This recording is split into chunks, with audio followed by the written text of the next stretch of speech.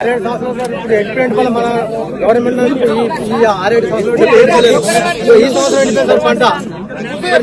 నీళ్లు మునుపున్నాడు ఉంటాయి కదా సార్, నీళ్లు మునుపున్నాడు ఇప్పుడు ఉన్నాయి. ఇప్పుడు మన కలెక్షన్ నీళ్ళు ఎక్కువైతే మాకు నారాయణపూర్ నిండితే మాకు వచ్చేది సార్. నారాయణపూర్ ఒక కుట్ర లేదు సార్. ఈ ప్రభుత్వంలో అదే సార్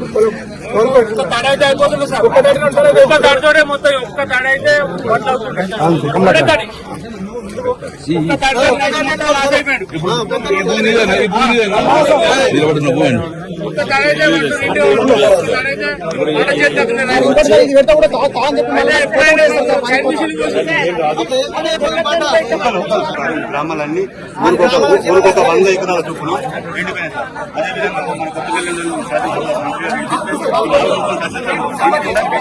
చెడ్డం లేదు సార్.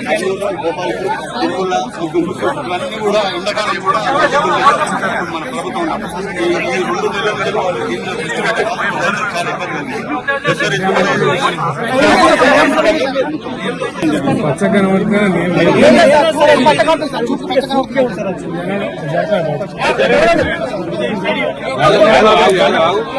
కొంచెం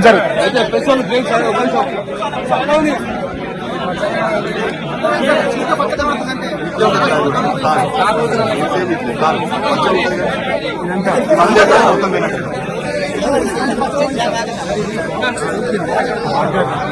ఉంటాయి సార్.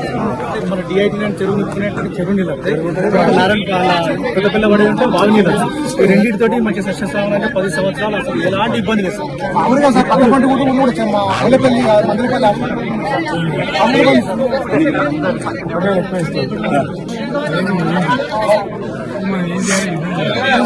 అంతే కదా, ఎకరానికి 25 రూపాయలు కట్టేయాలని మనం కొట్టాలి. దానికోసం మీరు రెడీ ఉండండి. మీరు మంచి మాటలు మలుతారా దాని సంగతి ఏందో ఎలక్షన్ అదే కదా, దానికోసం రెడీ ఉండాలి. ధైర్యం తిరగద్దు. వచ్చే తప్పక ఏం చేద్దామంటే 15,000 మంది పోయి బిడగడ చెట్టు కట్టేసి మళ్ళీ నిప్పుకున్నాం. అర్థమైంది కదా, ఇతను కాదు ఈ 2 నెలలతో మనం చేద్దామి. ఇప్పుడు ఏంటంటే మన ధైర్యంగా ఉంది, ఒకటి ఉంది, పోరాటం చేయాలి. రైట్, ఆ పని మీద ఉండండి దయచేసి.